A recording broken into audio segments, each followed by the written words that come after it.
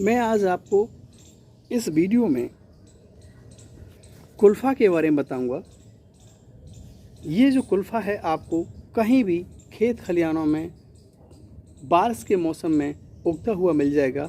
बारिश के मौसम से पहले भी ये मिलता है, जाड़ों में भी काफ़ी मात्रा मिलता है, लेकिन बारिश में बहुत अधिक मिलता है। ये जो कुल्फ़ा आप देख रहे हैं यहाँ पर, इस पर ये इस तरह का होता है, यानी ये वीड मान लेते हैं लोग, लेकिन ये बहुत ही अच्छा होता है हमारे बॉडी के लिए, हमारी बॉडी को स्वस्थ रखने के लिए।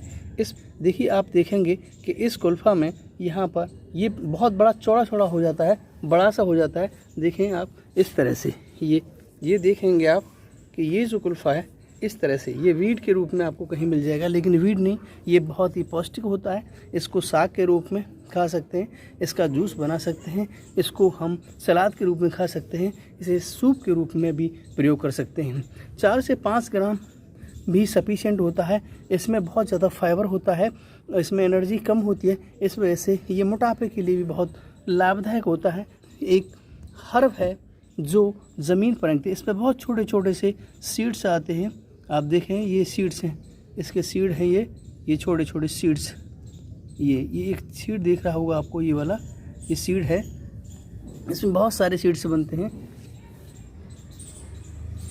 और ये जो सीड्स हैं ये भी बहुत ही इम्पोर्टेंट होते हैं पेट के लिए भी, मिनरल्स की पूर्ति के लिए भी। हिंदी में इसको हम बड़ी लूनी बोला जाता है, या लूनी बोला जाता है, साग बोलते हैं, खुरसा बोला जाता है, या कुल्फ़ाई बोलते हैं। संस्कृत में इसे ब्रह्म लूनी भी बोला जाता है, लूनी बोलते हैं, घोटका बोलते हैं, या घोली बोला जाता है। इंग्लिश में इसे कॉमन पर्सलिन, पिग बीट, पर्सले या लून का बोला जाता है। उत्तराखंड में इसे लूनाक बोला जाता है, उर्दू में उसे खुरफा बोला जाता है, उड़िया में इसे पुरु नीसाग बोला जाता है, और कन्नड़ में डूडा गोराई बोलते हैं। कोंकणी में से गोल सी वाणी बोला जाता है, गुजराती में से घोल है, लूणी बोला जाता है, महोटी बोला जाता है, तमिल में से करी की राई बोला जाता है, तेलुगु में से गंगा पबीली कूड़ा बोला जाता है, पंजाबी में से लोनाक या कुंदर बोला जाता है, बंगाली में से बड़ा लूनिया बदगुनी बोला जाता है, मराठी में से कुर्फा घोले बोला जाता है, और भुई घोली भी बोलते हैं। मलयालम में से कोरी चीरा या कोलोप्पा बोला जाता है। इसमें बहुत सारे मिनरल्स होते हैं, विटामिन्स होते हैं, जैसे vitamin C, vitamin B, B6, B2, B12, और इसमें ऑक्सलेट भी होते हैं, कैल्शियम, पोटेशियम, मैग्नीशियम, आयरन, ये बहुत सारे मिनरल्स भी इसमें पाए जाते हैं। इसमें ओमेगा 3 फैटी एसिड भी होता है, इसमें साइटोकाइनेंस होते हैं, एंटीऑक्सीडेंट्स होते हैं, एंटी वायरल, और इसमें एंटीसेप्टिक ग्रोम प्रॉपर्टीज़ पाई जाती हैं। ये एंटीबायोटिक भी होता है, एंटी कैंसर भी होता है। ये इसका प्रयोग हम स्किन के लिए भी कर सकते हैं।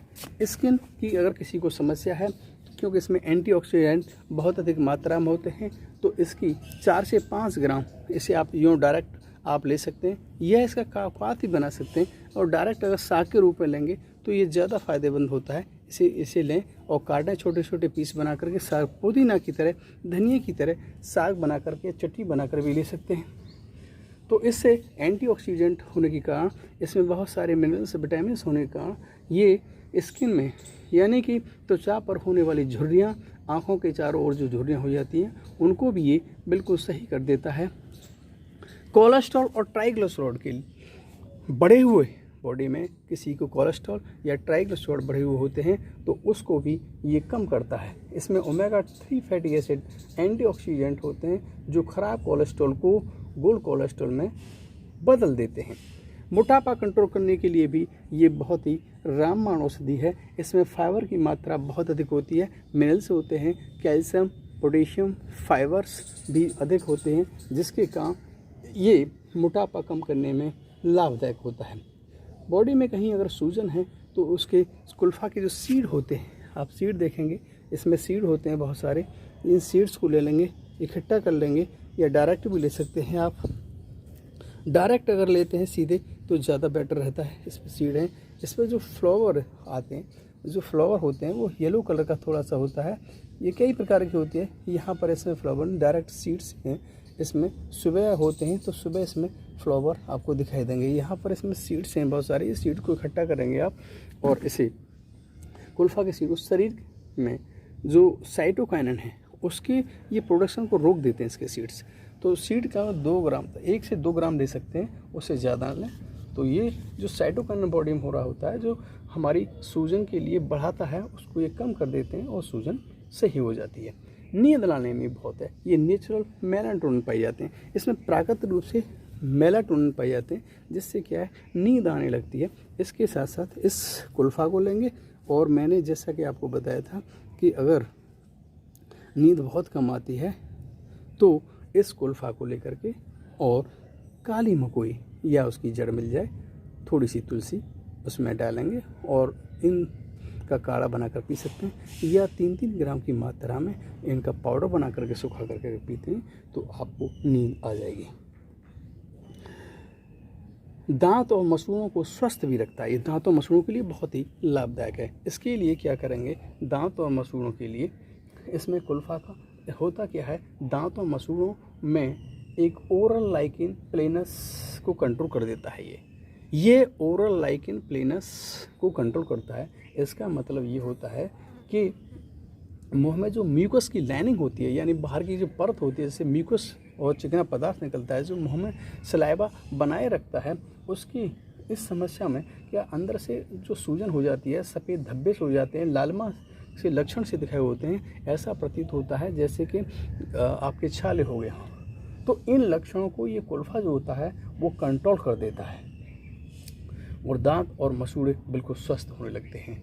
इम्यून बूस्टर भी है। इम्यून बूस्टर इतना है ये कि इससे इम्यून सिस्टम बहुत ज़्यादा बूस्ट हो जाता है। इसके लिए आप कुल्फ़ा ले लेंगे, ये 4 से 5 ग्राम बहुत होता है, अगर डायरेक्ट लेते हैं तो ज़्यादा बढ़िया होता है क्योंकि इसमें कैल्शियम, मैग्नीशियम, विटामिन्स, मिनरल्स बहुत सारे होते हैं, इसीलिए ये इम्यून सिस्टम को बूस्ट करता है। तो इसके साथ साथ हम क्या करें, इसे ले लेंगे हम और इसमें थोड़ा सा पुनर्नवा, ये पुनर्नवा और कुल्फ़ा ये दोनों ले लेंगे।